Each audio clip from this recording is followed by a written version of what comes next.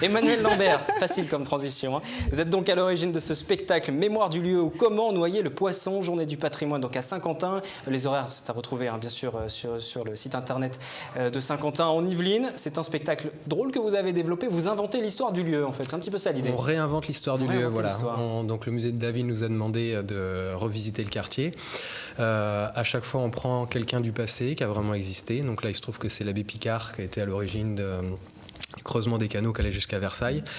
Et on lui invente une histoire surréaliste et on va montrer que c'est lui qui a été non seulement l'inventeur du premier sèche-linge de l'histoire au XVe siècle et qui a fait que la ville de Saint-Quentin en Yvelines existe aujourd'hui. Donc une relecture par l'absurde, vous n'avez pas peur que les enfants croient ce que vous racontez? Les adultes aussi, j'espère bien.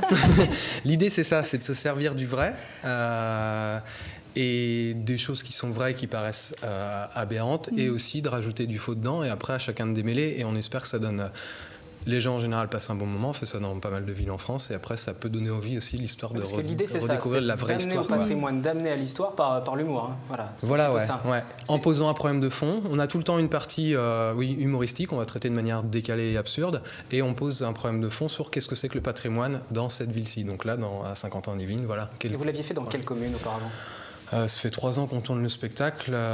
On a fait à Dieppe, à Rouen, on a fait pas mal aussi autour de Nantes par chez nous, puisqu'à chaque fois la visite est entièrement réécrite. Et justement, c'est pas difficile de se réinventer, de retrouver à chaque fois. On a une petite dizaine de jours pour 2 jours de représentation après. Donc le but c'est d'emmagasiner des informations assez vite, tout ce qui est vrai justement, parce que nous on débarque dans une ville qu'on connaît pas. Après de l'adapter au lieu, au parcours qu'on choisit, on a cette scène et puis d'emmener les gens dans un univers complètement décalé. Ouais. Et votre adage, pour conclure, c'est faire croire à l'invraisemblable, car c'est la seule évidence. Voilà, c'est le mot d'ordre de cette compagnie. Et bien évidemment, vous envoyez quelques images de ces répétitions de cet après-midi, le reportage complet aussi pour avoir un aperçu de ce que vous allez proposer. Ce sera dans l'édition de l'Actu, mais de demain. Programme Terriche, donc sur TV Fil. Toutes nos vidéos, si vous êtes un peu perdus, sont à retrouver sur notre site internet, bien évidemment. Merci à tous les deux d'être passés sur ce plateau.